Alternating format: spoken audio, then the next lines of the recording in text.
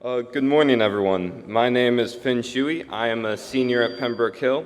A couple activities I'm involved in are robotics, swimming, and debate. Hi everyone, my name is London Porter and I am a senior at St. Teresa's Academy. A couple of activities I am involved in is student government, STEAM, and 3 varsity sports. Today the youth group has decided to share with you how the pandemic has affected teens' lives, both physically and mentally. It is important to note that the reason we are here today is to let you into part of our lives that you may not always see. A lot of the time in our world there are comparisons of generations in which we try to compare whose lives are truly harder. And while these debates can go on continuously, the point of today isn't to compare, but just for you to simply reflect with us. All right, so I would like to start with a couple statistics about mostly the past year and mostly younger generations that I thought were really important. So the first one is that 67% of Gen Zers, so people between the age of about 13 and 17, say the pandemic makes planning for their future feel impossible. The second one is a graph of the reported stress levels from 2018 to 2020. And we can see that they are on the rise, and they are specifically on the rise for Gen Z adults, which have grown from 5.6 to 6.1 since 2018. And the third one is that nearly 1 in 5 adults say their mental health is worse than this time last year, and 34% of Gen Z adults would say this. A little while ago, I read a book by Sebastian Junger called Tribe. He's an anthropologist, and in the book, he talks about the origins of human society and if we're truly happier today than we were as a hunter-gatherer society. Spoiler alert, the answer is no, we aren't. But there are a couple quotes from this book that I thought were really important, and they really stood out to me about society and humans as a whole. He says that humans don't mind hardship. In fact, they thrive on it. What they mind is not feeling necessary. Modern society has perfected the art of making people not feel necessary. Let that sink in. Our society is making us feel not needed. The second quote is that human beings need 3 basic things in order to be content. They need to feel competent at what they do, they need to feel authentic in their lives, and they need to feel connected to others. These values are considered intrinsic to human happiness and far outweigh any extrinsic values such as beauty, money, and status. So how do these quotes really relate to our current situation? Well, stress is the state of physiological disruption that results when external demands exceed a person's adaptive abilities and endangers their well-being. This means that stress is a direct indicator of feeling incompetent, unconnected, or inauthentic. In 1984, Dr. Richard Lazarus and Dr. Susan Folkman did a study on the relationship between self-efficacy and stress. So they basically studied how you view yourself affects what you're doing. They found that when people have a higher self-efficacy rating, they find themselves to be more competent at what they do. They find tasks more competitive and less stressful. While when people see themselves with a lower self-efficacy rating, tasks begin to feel a lot more stressful, and it is much easier for these people to feel overwhelmed.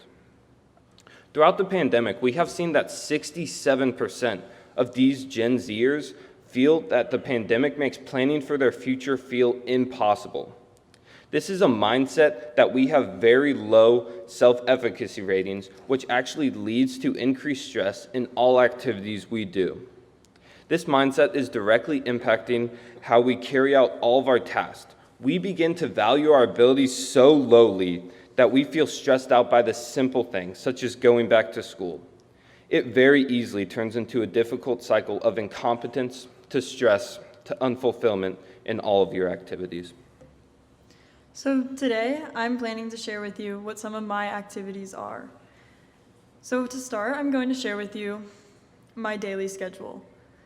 So I start my daily schedule at 5 a.m. where I wake up and I get ready for basketball practice.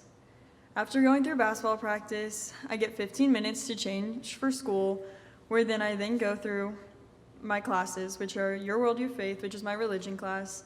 Then I go to AP Biology, AP Calculus. Then I'm a Math Hub mentor. Then I have lunch, which is usually taken up by a meeting for student government or one of my STEAM clubs. I then go to AP Government, AP English Language, and I finish my day with College Spanish 4. After this, I usually have film for basketball or extracurricular meetings. And once I finally return home, I shower and I eat dinner with my parents most nights. And after I eat dinner, I usually work on college scholarships for about an hour before I spend 2 to 3 hours on homework, and I try to text my friends before I go to bed. And then the next day, I do it all over again. I've been told by my friends, coaches, teachers, parents that I'm doing way too much, but I've become accustomed to the game of never being good enough and always striving to be better than everyone else, every other student, every other basketball player, every other president of a club. There was always the thought that while I was sitting home during the pandemic, somebody else was doing something extraordinary with their time. So whenever I have a late night or I sacrifice times with my friends or family, I always tell myself that it was worth it, because at the end of the day, I was working when someone wasn't. But looking back on this time, I don't know if it truly was worth it. And don't get me wrong, I have a great life, but I'm at a place right now where I'm the farthest I've been from God in a very long time. And I miss a lot of the fun moments of hanging out with my friends. So yes, while I'm at the top 5% of my class, we'll probably successfully get into college and have the best friends and family I could truly ask for, I am exhausted. And in points of exhaustion, you can either look forward towards the future in hopes that it will get better, or look back at the past and remember the good moments. And for me, I look back to one day. So one day when I woke up at 5 a.m. and I rushed around my bedroom getting ready for basketball, having to be ready 15 minutes early because we have to be on the court with our shoes tied and everything at 5:45 a.m. And as I ran through practice and my drills, and I got my sweaty clothes on for school, which I'm sure I smelled absolutely amazing. And I went through my classes, and in my first period, I got a Teams chat, which is basically another form of an email from my coach, saying that she wanted me to skip my student government meeting and come meet with her. So of course, my mind is racing, and I'm wondering, what did I do wrong during practice that day? And of course, I was probably a little tired, but I couldn't think of a specific reason. And I kept going through my classes, and I couldn't think of anything. And as the concern kicked in, I thought, worst comes to worst, and I am kicked off the team. I only gain more sleep from this. So finally, I go to her room, I sit down in silence, and she's looking at me, and I'm looking at her, and after a while, she finally goes, "How are you?" And I say, "I'm good." And before I can even finish saying I'm good, she cuts me off. And she goes, "That's not an acceptable answer." So then I start with, "I'm fine." And she goes, "Yeah, that's not gonna work either."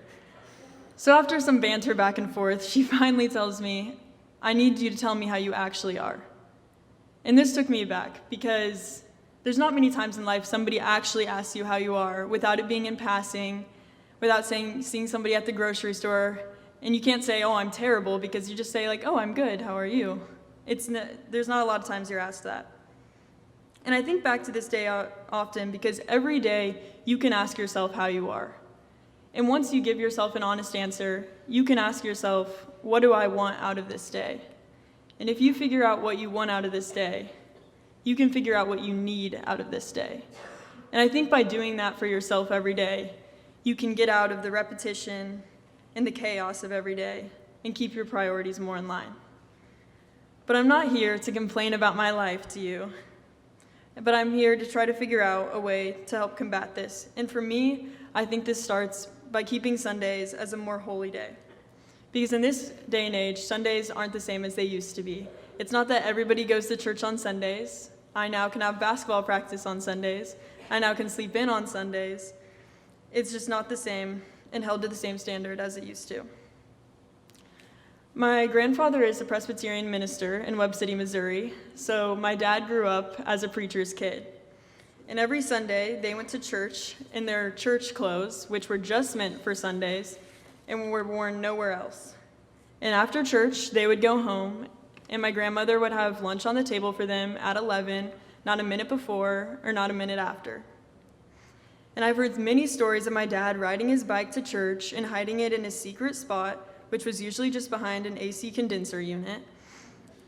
And my dad continued on my grandfather's legacy with us, as you could usually see us in first service, my brother and I trying not to sit in one of the front pews and trying to get my parents to finally sit in the back.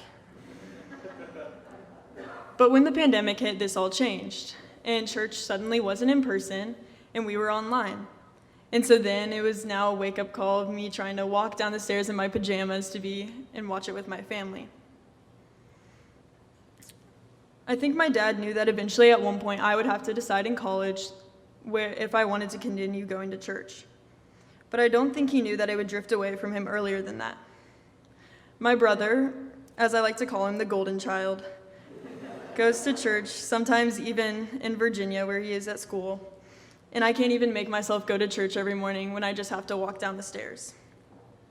My Sunday mornings are now spent either gaining more sleep or having basketball practice, and when I walk down on Sunday mornings, I feel a tang of guilt, watching my dad have already watched the service, but I become so busy during the week that the feeling never truly resonates with me. So when looking for a Bible passage I wanted to share with you all, this was the one that came to mind. Exodus chapter 20, verse 8 through 11. Remember the Sabbath day to keep it holy. 6 days you shall labor and do all your work, but the seventh day is the Sabbath to the Lord your God. On it you shall not do any work, or your son or daughter, or your male servant or your female servant, or your livestock, or the sojourner who is within your gates. For in the 6 days the Lord made the heaven and the earth and the sea, and all that is in it, and rested on the seventh day. Therefore the Lord blessed the Sabbath day and made it holy. I never stopped believing in God, but I stopped holding him as a priority in my life. I'm hoping that by giving myself a reorder of my priorities and giving more time to my friends and family, I will make my way back to the way I used to be. Maybe not as accomplished as I am today, but a person who prioritized God, friends, and family before her resume. I've had many of the same experiences in high school, being overscheduled, stretched across a million different activities, and always having more to do. But I would really like to focus on one time where it seems like there were never enough hours in a day. I want to start by asking you all to think about a time you procrastinated. Then after you thought of it, think about why you were procrastinating. Was it just laziness? Was it a hard task?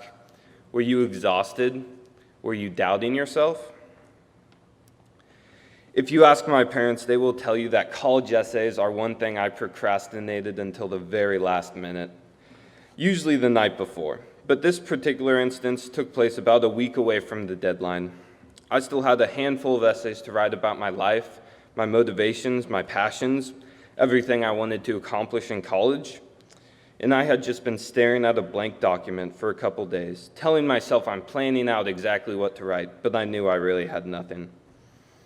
At the same time, I'm thinking of every other applicant who always has the perfect words to say. I have never been blessed with a golden tongue, and at the same time, I know that in 100 to 250 words, I have to convince a person I've never met that my piece of paper is better than all 5,000 other pieces of paper that want the exact same thing as me. It's disheartening, honestly. And I feel like I worked so hard throughout my entire high school career by joining clubs, doing sports, and all the other activities, and it can all come down to just my bad writing. At first, I easily answered the question I asked you all earlier. I was procrastinating just because I was being lazy. However, the more I thought about it, the more I realized the exhaustion had hit me. Like London, the overbooked schedule combined with the high stakes of every task you're doing, it left me drained. I was at the point where I doubted myself so much to write a good essay that the task became overwhelmingly stressful, along with many of the other tasks in my life. If you want to open your Bible to Luke chapter 10, verse 38, it is the story of Mary and Martha and when Jesus goes to visit them. As Jesus and the disciples continued on their way to Jerusalem, they came to a certain village where a woman named Martha welcomed him into her home. Her sister, Mary, sat at the Lord's feet, listening to what he taught. but Martha was distracted by the big dinner she was preparing. She came to Jesus and said, "Lord, doesn't it seem unfair to you that my sister just sits here while I do all the work? Tell her to come help me." But the Lord said to her, "My dear Martha, you are worried and upset over all these details. There is only one thing worth being concerned about. Mary has discovered it, and it will not be taken away from her." We, as people who live busy lives, know that many of these distractions can feel like the priority. Whether it's getting into college, getting straight A's, or getting promoted, it often feels like this is the real importance. And this story, to be honest, hasn't really sat well with me because I love to eat, and I feel like the person who was doing all the work to cook it was actually doing a great service. But the more I think about what it actually means, I realize that it's really just drawing attention away from the things that can truly matter, such as family, friends, God, and time to relax. We know that the answer can never be simple, though, and that we still need the feeling of accomplishment. But we all need to be better about regulating our time to facilitate a content life. It's about choosing our intrinsic values of authenticity, connectivity, and competence over the extrinsic values that we hold. So walking away from today, the main idea that we want to take with you is that things that make you happy matter. More than this, they are crucial in getting yourself out of the cycle of the repetition of exhaustion. There is no way out of working hard for your future. In fact, I think everyone should. But if you lose true happiness in the process, it doesn't end up being truly worth it. When I look back, I want to be proud of my accomplishments, as well as celebrate them with everyone else. And I push you all to do this as you leave today.